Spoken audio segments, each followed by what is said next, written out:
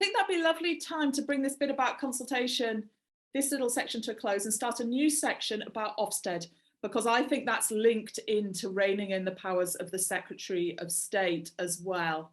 So are you happy to switch over to that topic? Yes, go on. Okay, let's talk about the regulation of education. So in your book, you raise quite a few concerns about it, and you beautifully narrate two pivot points in the development of Ofsted. One was right at the beginning, at the outset, when it was set up initially so that schools could choose their regulation body. And at the very last minute, it was rushed through in a way which meant that they couldn't.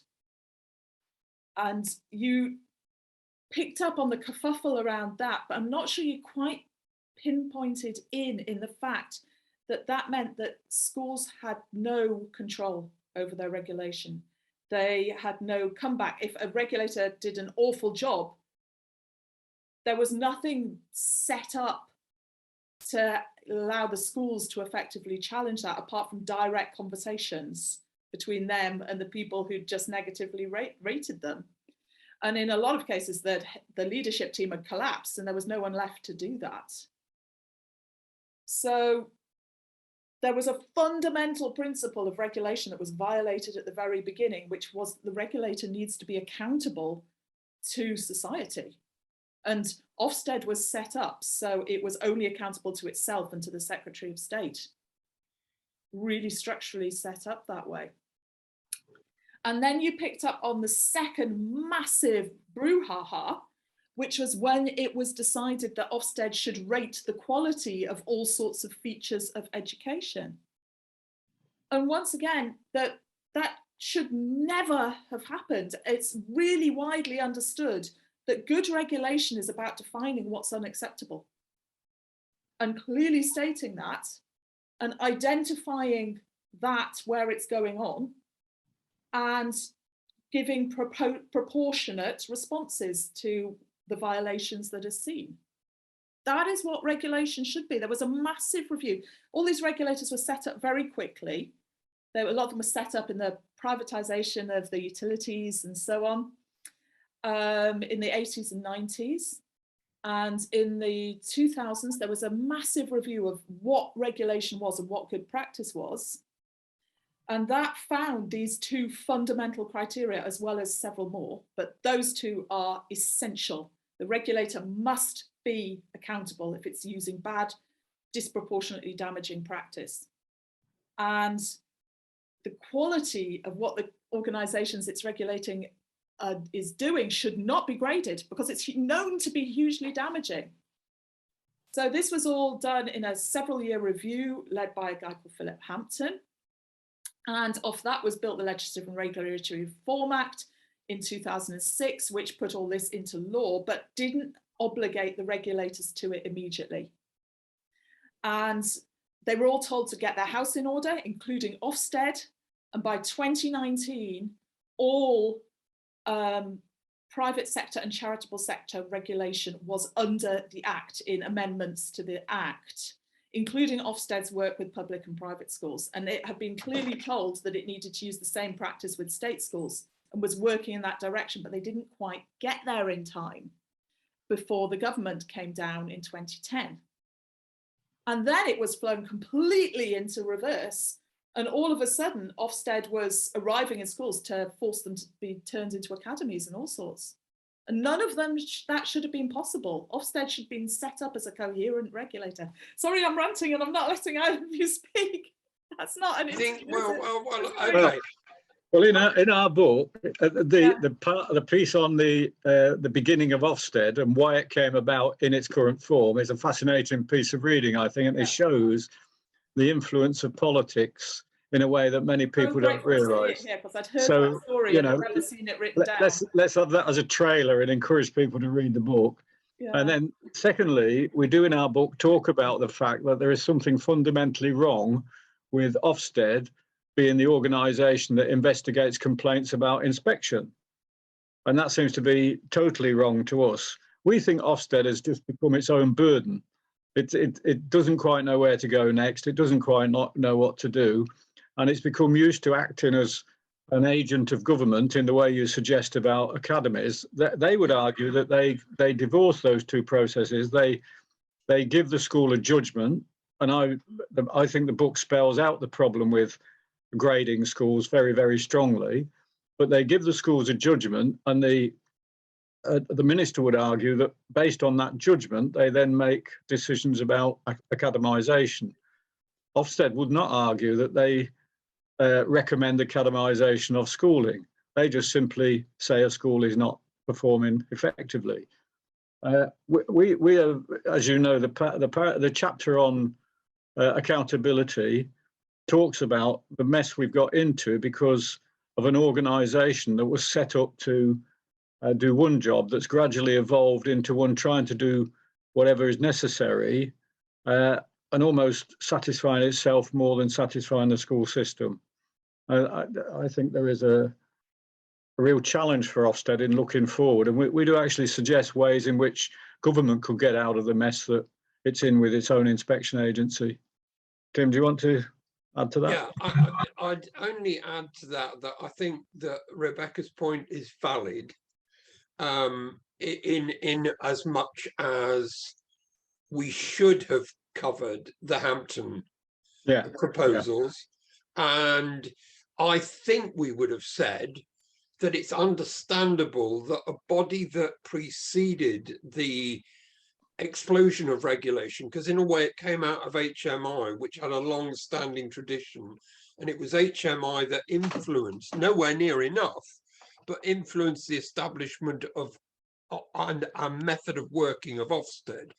And people would have said at the time that it was fine when Stuart Sutherland was part-time head of Ofsted, and the continuity from HMI to Ofsted was very good, but that it moved in a different and much more unaccountable direction under the late Chris Woodhead. And one never wants to talk about people who've died, but I could regale you with stories where clearly it was behaving very unreasonably, actually once towards me, and I had to resort to all sorts of techniques in order to avoid what would have been a very unfair judgment, which came out of a kind of personal spat.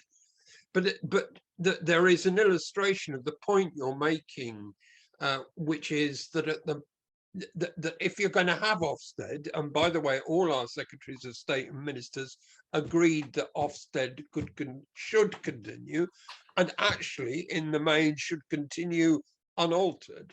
But if you're going to have it, A, we think it needs to be altered, and B, the points you've made are additional points to the ones that we've put in the book, and we'd support them absolutely.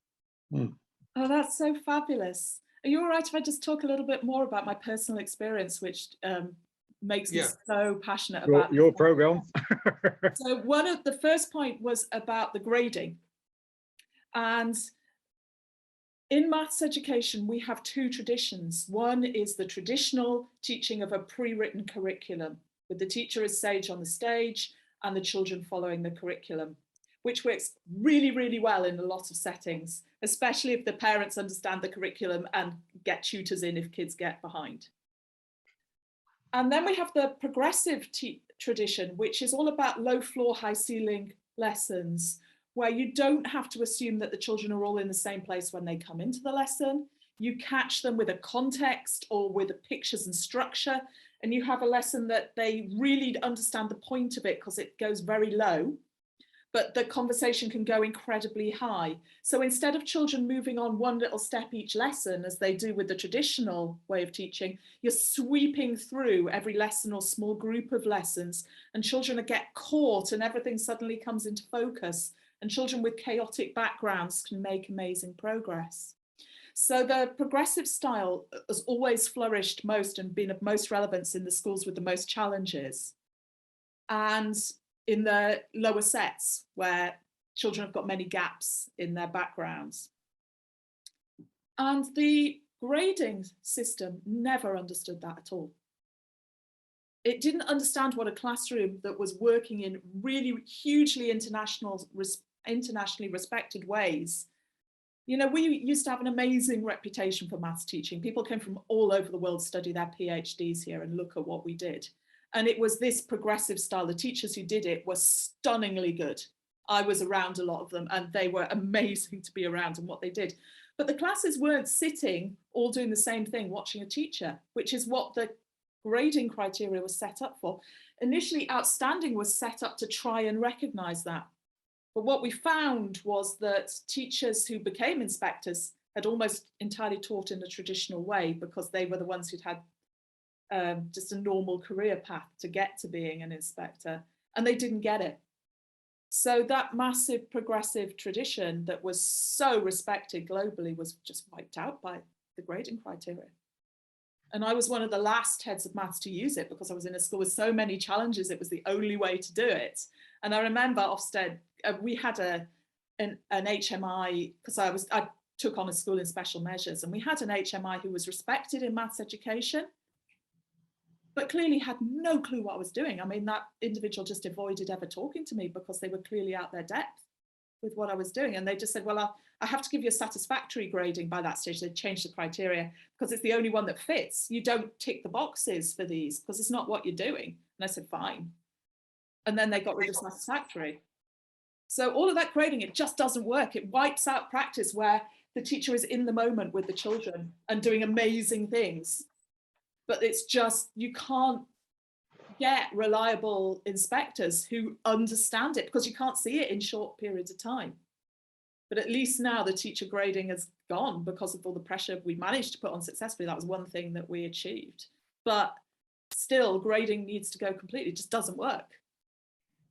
Whereas setting criteria for what is unacceptable does work and is understood and can be negotiated. Now, the other bit was the accountability of Ofsted. So it shouldn't be grading what good is, but it needs to be an accountable regulator. And I was in a school in special measures, and Ofsted came in and they laid out a series of judgments. We had lots of children who were, quite frankly, totally off the rails. We got them in and out of classrooms. Sometimes we had to withdraw them if we set any boundaries at all. It was an inevitable consequence. And they decided that we had too many children on internal programs where they weren't necessarily in the mainstream class. So they put them all back in. They got rid of the school leaders who these children had relationships with, who knew how to settle them. And we just looked in horror as we got an executive head one day a week, a super head, because we knew what was going to happen. And the first thing that happened was that one of the children who'd been put back in chucked a chisel at the head of a haemophiliac teacher, which fortunately just missed. And we waited for the consequences. And there weren't any because the super executive head didn't know how to deal with that. And the assaults on teachers just went through the roof immediately when nothing happened as a consequence. I mean, I was in hospital soon after. And when I went back to my maths education conferences and talked to people, it was going on a wide scale. And all those teachers who were being labelled as being terrible and booted out the profession. And I watched brilliant teachers that were working for me. I watched that happen to them. They were just destroyed, so they never had any comeback. There were no loops for any comeback. There was no consequences for Ofsted for what they did. And people just learned by sheer brutality that you proactively do whatever you think Ofsted wants, because the consequences if you don't are so horrific. Ofsted needs to be accountable. And we got that policy to the discussion during the coalition government. And the question I got was, well, the CQC is under the same legislation. What will happen if we change this legislation? And that is something that I've looked at over the last 6 years and written a book about and experienced in practice, and the same change does need to happen. This is one of the recommendations that you make, is that Ofsted would be better if it was working with regionally grouped areas. That's what the CQC does, and it's got the same problem in that it's not accountable because the systems of accountability of the regulator aren't there. So if anyone ever wants to talk to me about this stuff, I would love to talk to them, but I think it's beyond this interview to go much further down that route. But if there's a conversation going on And I don't think there are. I'm so grateful that you guys have started this conversation and got this out here, because it's not going on and it needs to be going on. And at least it's going on here. When I'm trying to challenge you, it's not because I don't think what you've written is brilliant and nationally leading. It is. But oh my goodness, it needs to go further in the discussion and the debate. Okay, sufficient, but not enough. Yeah, but thank you so much for it. I think it's satisfactory, but could do better.